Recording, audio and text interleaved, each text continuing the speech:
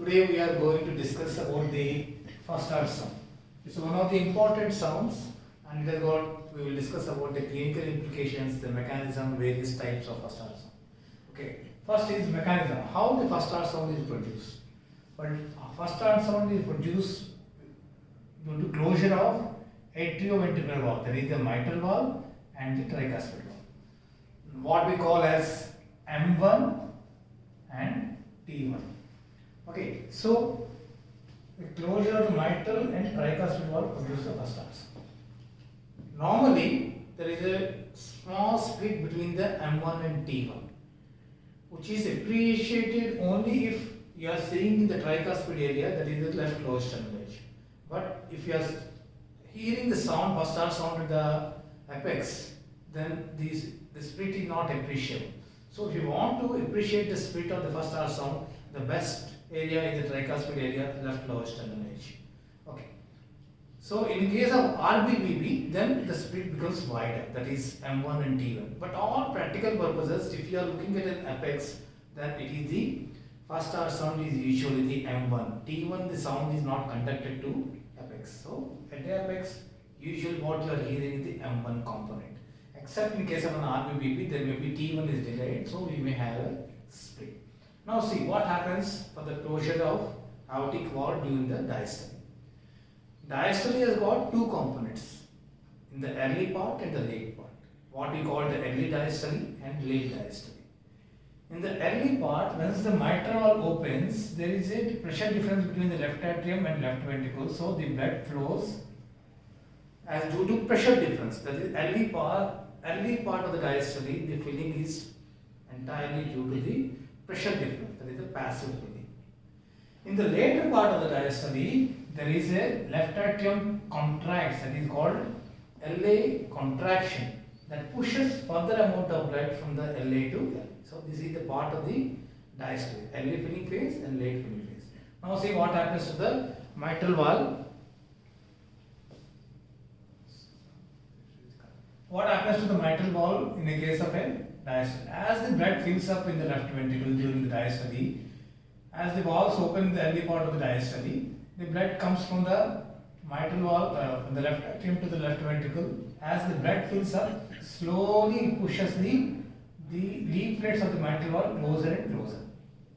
Okay, but during the later part of the diastole, as the left atrium contracts, that leads to further separation of the mitral leaflets. So at the onset of the ventricular systole, the leaflets are slightly wide apart and they come in contact with each other.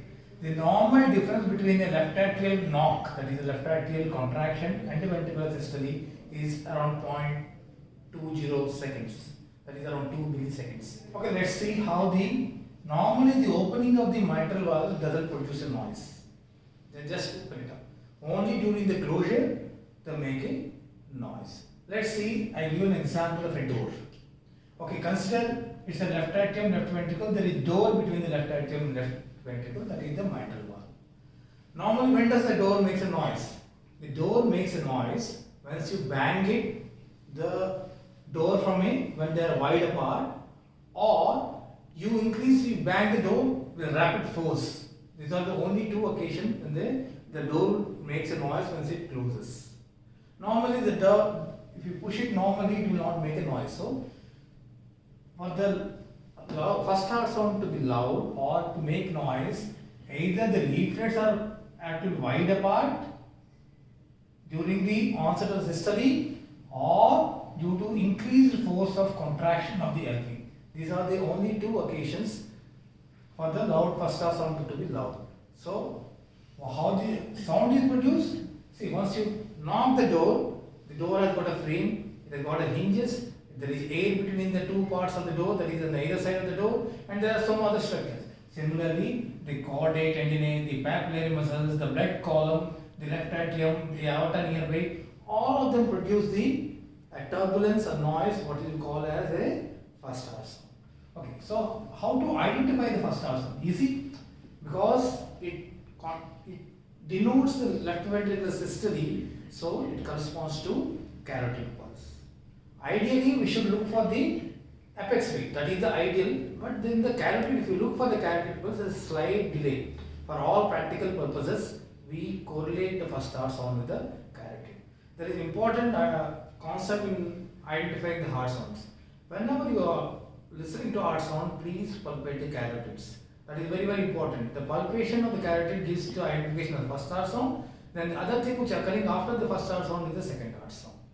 Okay. Each time once you palpate the carotid, at least give 5 to 10 beats to identify each sound and try to focus the particular sound for at least 5 to 10 beats before you see. Don't see that everything in one go. The first heart sound, second heart sound in one go. No. You always focus one at each time.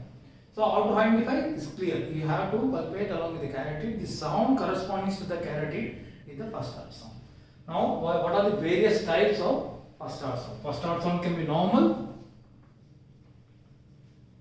or it can be loud. I told you. So, what is the causes of a loud first heart sound?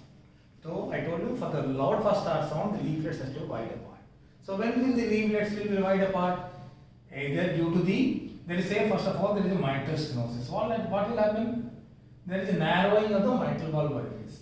So the blood takes a long time from the LA to come to the LV. So even during the latter part of the diastole, still the blood is trying to come out of the LA to the LV, so they are wide apart. So in the mitral stenosis at the onset of the ventricular systole, because since they are wide apart, the leaflet bang together to form a loud first heart sound. But say for that the commissures has to be free. I told you the door makes a noise when the hinges are free. If the hinges are rusted, there is an obstruction to the hinges. What will happen? It will not make a loud noise even if you bang it.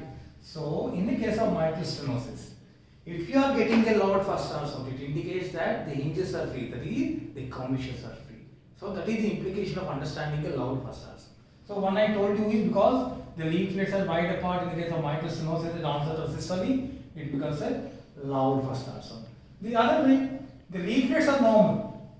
The leaflets are normal, but in the normal part of the diastole, as in the late part of the diastole, they are wide apart. But suddenly the systole starts early.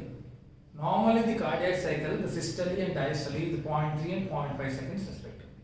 So if you increase the heart rate, the systole usually remains the constant. What gets compromised is the diastole. So if you say 0.5 seconds, it will make 0.4 if the heart rate is 130, 140. So what happens? So the valves are normal, but what happens, because the impulse is coming from the SN node to early, the leaflets are wide apart. So that causes a loud first heart sound. It typically occurs in the setting of a short PR segment, a tachycardia, or a short PR segment syndrome, or something like a WPW. But there is a catch in it. WPW syndrome doesn't cause loud first heart sound. The mechanism, the explanation is because although it is showing a delta wave, but the ventricular contraction, there is a electrocardiographic and ventricular dissociation. Means it doesn't reflect exactly the time of ventricular contraction on the ECG. So even in WW there is slurring of PR7, the R wave and the delta wave, but ideally we expect a first heart sound to be loud, but it doesn't occur in the case of a WPW syndrome. Otherwise, other short PR segment or tachycardia causes a loud first heart sound.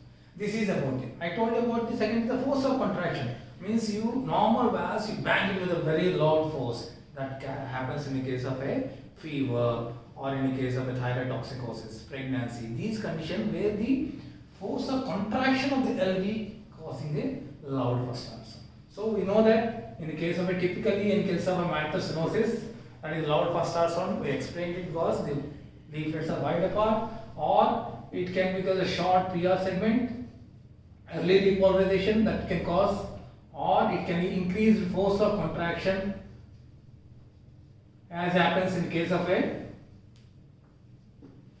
fever or a pregnancy, thyrotoxicosis, where they all also cause loud first heart sound. Now, if you see, so what are the causes of soft first heart sound?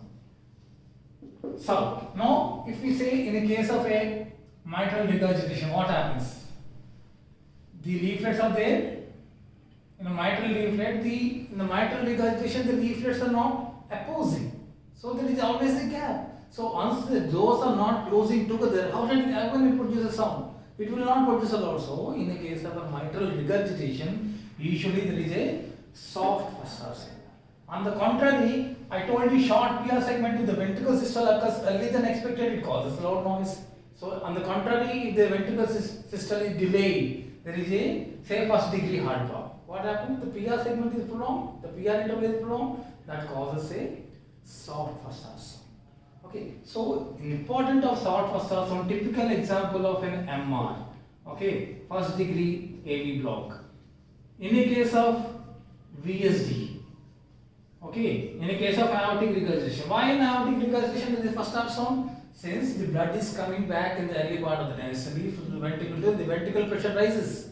So it doesn't allow the mitral leaflets to go apart. So they are close together because increase in pressure in the during the early diastole, the mitral leaflet doesn't get separated much. That's why it produces a soft first R sound in the case of a aortic regurgitation. Let's see what happens in case of a variable first R sound. What is variable? Now, in say for example, we know that short PR segment causes, early RR interval causes. Say in case of atrial fibrillation, there is a variation of RR interval. Sometimes it is long, sometimes it is short. So, if it is RR interval is short, then it causes a loud first sound. If the RR interval is long, it causes a soft first sound. So every time for each there is a beat to beat variation of the first R sound.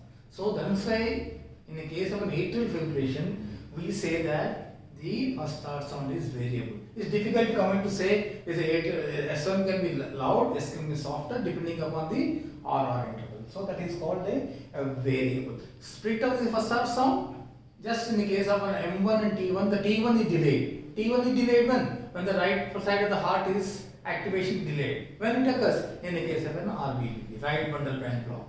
So splitting of the first R sound is not much. So you should understand the normal, the loud, the soft, and a variable first R sound. Okay, I'm sure understood the concept of first R sound.